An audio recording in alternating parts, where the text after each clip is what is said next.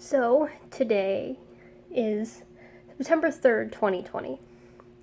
A little over 3 years ago, Strelitzia was murdered, and we have finally found out who killed her. And I fucking called it. Guys, I think I got Nomura figured out, which is ironic considering considering this update was also the Master of Masters telling us that we're reading too hard into things. Just like, dude, you made us this way. So, spoilers for the most recent Japanese update to Union Cross, Kingdom Hearts Union Cross. So, last update we learned that Ventus was not supposed to be the Union leader. His name was not on the list. And so everybody thought he killed Strelitzia because it wasn't Larium like we thought, because, oh shit, they're siblings. It wasn't Brain, although he was my second after we found out it wasn't Larium. And then it was like, oh wait, no, Larium was actually a Union leader despite the whole virus thing that was in the Kingdom Hearts 3 secret reports. And then it's like, Ven, your name's not on the list. And it's like, what? And turns out Ven was in the same building as Strelitzia when she died. So everyone's like, oh shit, Ven's a murderer. And he didn't do it. So, unsurprisingly, I find this strangely anticlimactic, but Darkness, the shadowy being that has led Maleficent through the day-to-day breakdown to get out of the day-to-day breakdown, Darkness killed Strelitzia, and he's framed Ven for it. Or they. I don't know if Darkness is here or not. Sorry. They framed Ven. Because Darkness could be Appa for all we know. And the thing is I called this. I called the Darkness that killed Aqua.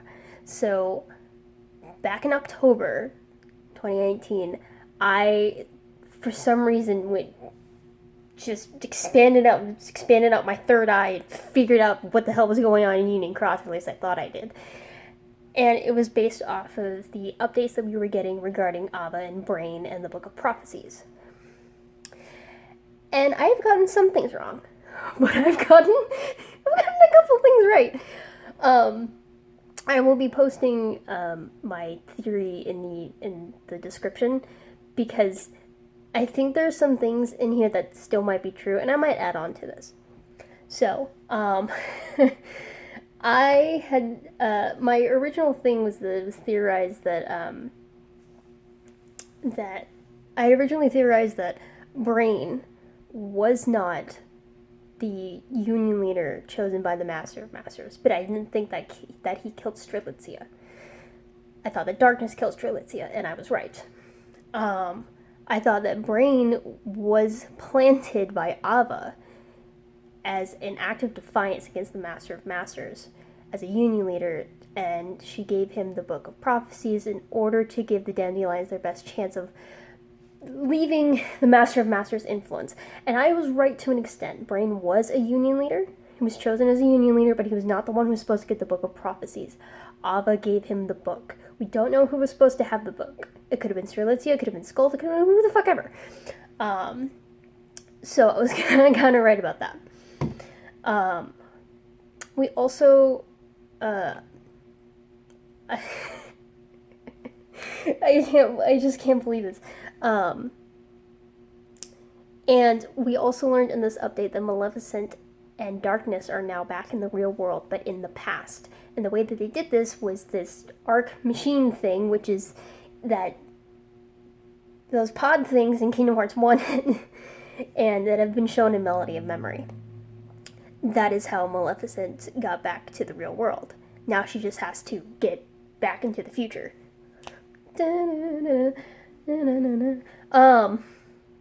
So we learned that. And we also saw the Master of Masters in Lushu talking about how Darkness can't be destroyed, except that it can.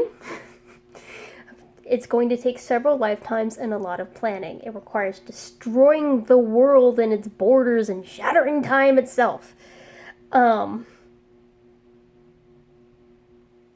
God. Wait, was Sora part of that plan? because that's what Sora did in Kingdom Hearts 3. I fucking hate this game, guys. Oh, son of a bitch. Yeah, so that's kind of what we learned about Union Cross. I say Darkness killing Strelitzia is a little anticlimactic because we don't exactly know what Darkness wants, but Darkness has implanted a Union leader. It put Ven in the Union leaders, maybe so that Darkness can get into the future, because as we've seen in Remind, Darkness is still resting inside Ven's heart and actually manifested itself as Dark Inferno X to fight Sora in Remind. That's all theory, though. But, or Darkness could be Vanitas. Who fucking knows? So, again, I can't believe that I was right.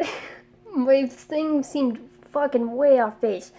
So I kind of wanted to go over a few other points of my theory to see if they're correct for posterity. I'm not going to do any sort of editing because I don't have the time. So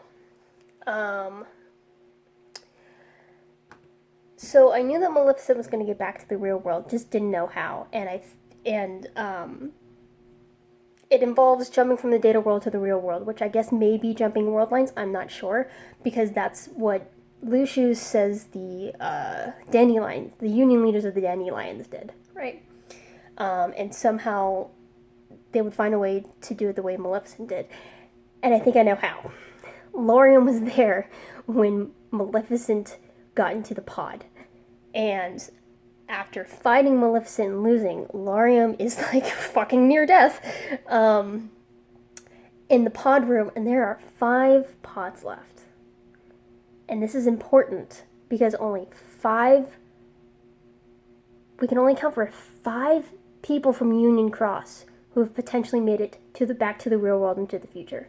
Then, Lauriam, Elrena, who is Larxine's somebody, Lauriam being Marluxia's somebody, Skuld, because she is confirmed to be Subject X, and Brain. I say Brain because I do think that Brain is the ancestor of Ericus. They do look alike. Their sprites, their Dark Road Union Cross sprites look very similar. And both young Xehanort and young Ericus had this moment where they both seem to recollect the same memory of Brain saying darkness hides inside everyone. So I think Ericus has a connection to Brain, descendants, or whatever. And so where's Ephemer, right? Well, my theory is because Lucius said that there was a cost to, Lucius said there was a cost to jumping world lines, and that they had actually succeeded in doing it. Let me find, he said, I watched as the 5 were sent to another world line at no small cost, ensuring the line of Keyblade wielders will live on. So, they were successful. 5 of them jumped world lines. And the reason why I think Ephemer stayed behind, and they said there was a cost. My theory was that the cost was human lives. Because Ephemer and a bunch of key kids, the Dandelions, show up in Kingdom Hearts 3 to help Sora against the Demon Eye, which is a beautiful moment. But they're fucking dead. They're all dead. And I think I was right. Because there are 5 pods left when Lauriam is lying there. And we know, and if Brain really is Ericus' descendant, that means that Ephemer stayed behind or was left behind. Ephemer is the leader of the unions. Is the leader of the union leaders right now. And I think he stayed behind in order to give the 5 their best chance. And this means that all of the Dandelions died too.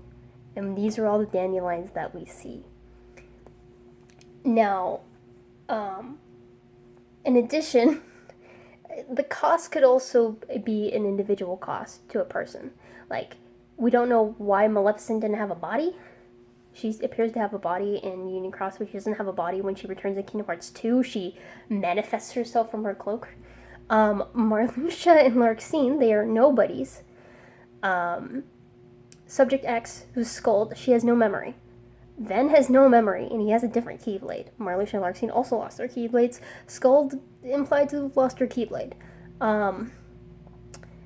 Yeah, so it's possible that jumping world lines and jumping through time in the way that this arc machine is done it may have a cost for the individuals in the pod, besides the fact that there's like thousands of Keyblade wielders who fucking died. And so that was that point, the cost of jumping world lines and what happened to Ephemer. But the thing is that Lushu mentioned when the 5 jumped, he passed on his Keyblade to one of them. Now, we know that Marluxia and Larxene don't have Keyblades. Because they're nobodies and they only have their specific items, their knives and the scythe. Ven's got a completely different Keyblade. He went from Missing Ache to Wayward Wind. Skuld, maybe. We don't know if she had her Keyblade. Xigbar also took her. Hid her somewhere. Who knows? May have bequeathed the Keyblade to her. Wait, no. That's not right, because Xehanort had it. So it could have been Skuld. But I think it was Brain. I think Brain, the only one who was able to... the only one who stayed in the past, potentially. And I think he was passed along the Keyblade. He was passed No Name by Lushu. And that was my original theory, and I still stand by it, and I think it's incredibly sad. Because Brain's entire arc has been about changing the future. He was given the Book of Prophecies by Ava. It's Ava's last act of defiance against the Master of Masters' influence on the whole world. But I think what happened was that Brain, knowing this, knowing what all was going on, because he has the Book of Prophecies, knows what's going to happen, and knowing that the world is in this cyclical beginnings and endings and demises and Keyblade Wars, well,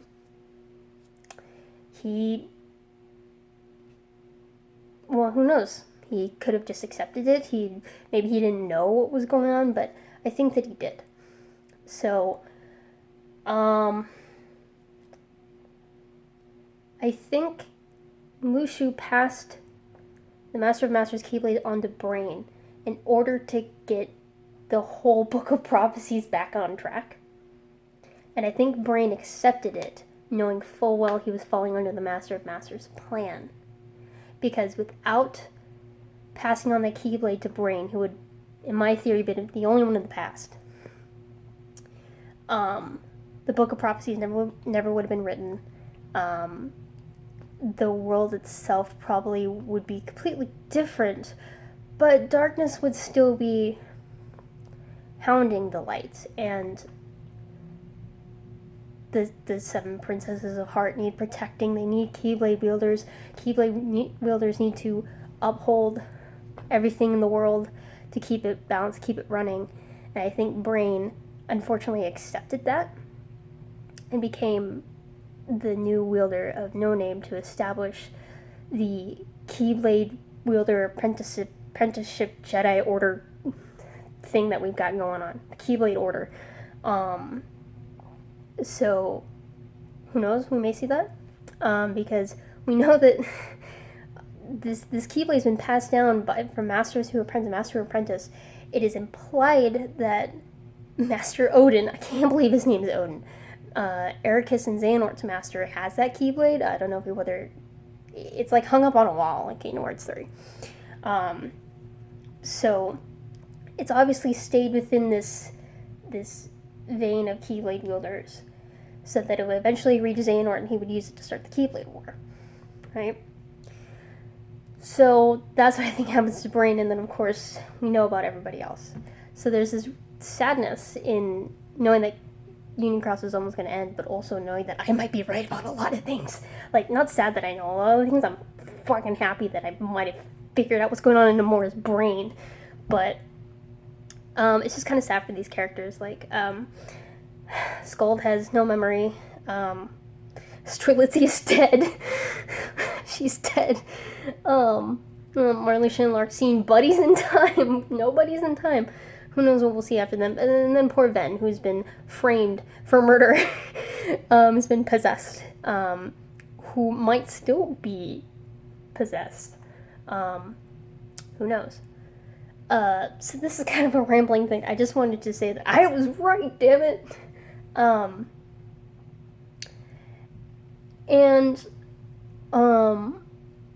I had like my world line theory had like a final thought about the Lost Masters. They seem to return from somewhere, maybe the Ark?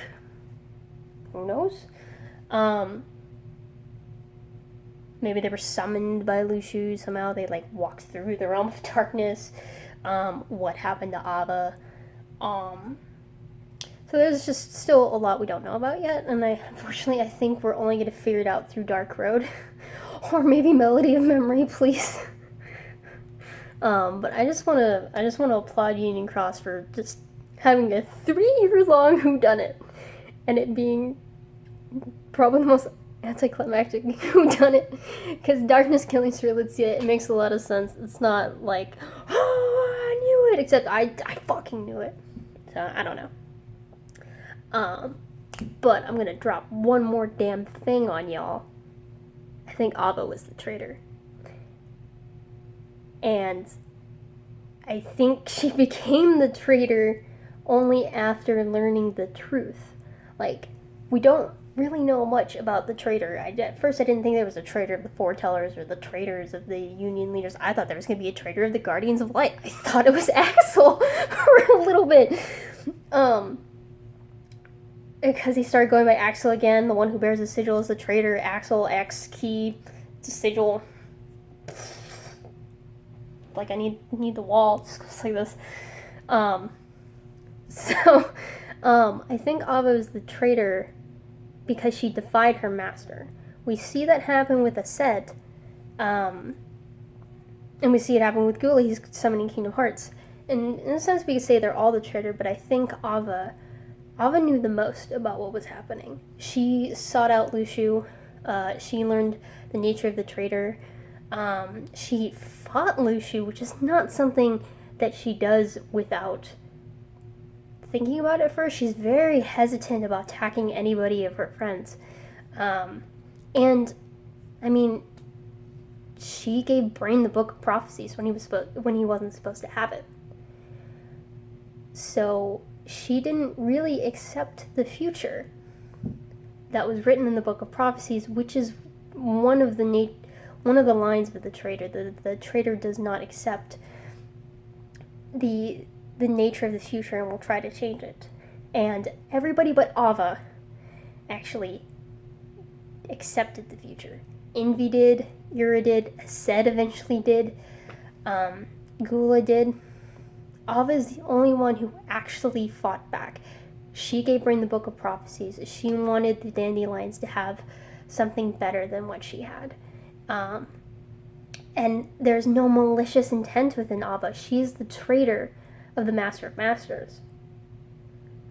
And I think that's really important. She's a traitor not out of malice, but she's a traitor out of the goodness of her heart in order to defy a man who's probably gone mad. Like, if the Master of Masters lifts off his hood and it's fucking Nomura under there, I would not be surprised. Also, if it's Sora, I wouldn't be surprised.